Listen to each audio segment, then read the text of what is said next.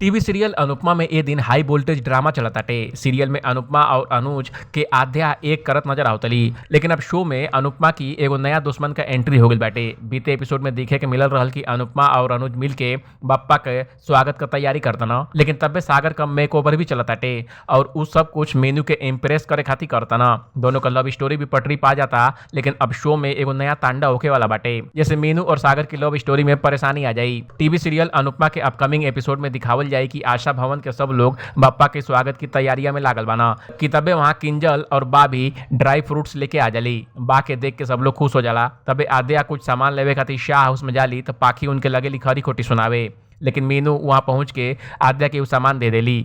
पाखी मीनू से सागर के बारे में सवाल करेली तब मीनू भी पाखी के आंख दिखा के वहां से चल जाली और सब लोग गणपति बप्पा का पूजा में लग जाला। सब लोग तैयार होके नाच गाना करेला और अनुज भी अपने पुराने अवतार में आ जाना और वहां डॉली आ जाली, जेके देख के सब कोई खुश होला, लेकिन डॉली अनुपमा के खरी खोटी सुना के अपनी बेटी के ले जाली। शो में आगे दिखावल गई बा कि डॉली की खरी खोटी सुन के अनुपमा दुखी हो जाली, लेकिन बापूजी उनके संभाले ना। दूसरी तरफ डॉली अपनी बेटी से सागर का नाम लिहले बिना सवाल पूछेली तब मीनू भी सच बतौले के बात करेली, लेकिन दोनों के बीच बहस बढ़ जाला। जेकर बाद बप्पा की मूर्ति के सामने आद्या अनुज और अनुपमा की शादी के बात छेड़ देली।